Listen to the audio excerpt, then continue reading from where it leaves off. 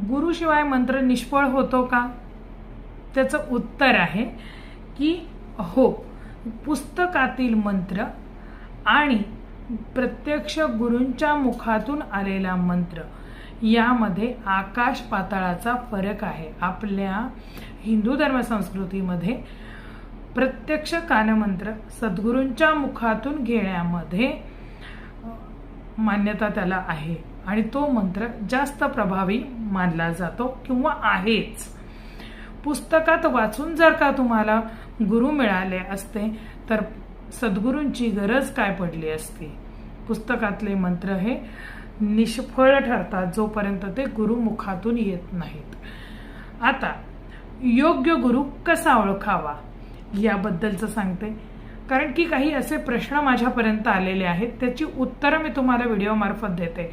माझं नेहमीचं तत्व आहे ते उत्तरं मी नेहमी व्हिडिओतूनच देते.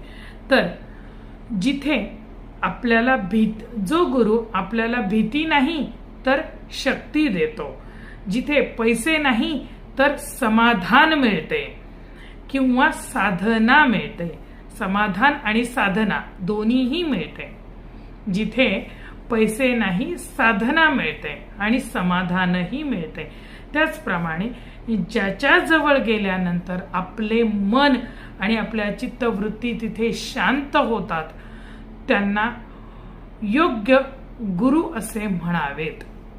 आता ही 3 लक्षणं तुम्हाला मी सांगितली की ज्यांच्याकडे गेल्यानंतर आपल्याला ज्ञान मिळतं, आपण त्यांच्याशी वार्तालाप करू शकतो, म्हणजे आपल्या मनातील काही जो गोंधळ, जे प्रश्न आहेत, आपल्याला ज्या गोष्टी त्यांना विचाराव्याशा वाटतात त्या विचारू शकलो पाहिजे. विचारांची, आध्यात्मिक गोष्टींची देवाणघेवाण तिथे झाली पाहिजे. शब्द नीट ऐका, अध्यात्माची देवाणघेवाण झाली पाहिजे, पैशाची किंवा वस्तूंची नाही. आणि तिथे योग्य ज्ञान आपल्याला मिळालं पाहिजे. त्याला म्हणतात योग्य सद्गुरू हो.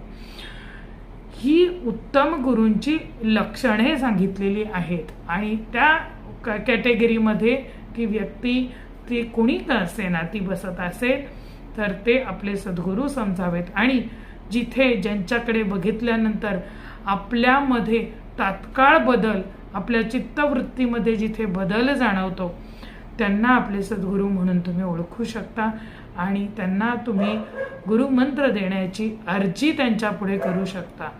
हेच आपण करू शकतो. जय भवानी, जय सद्गुरू.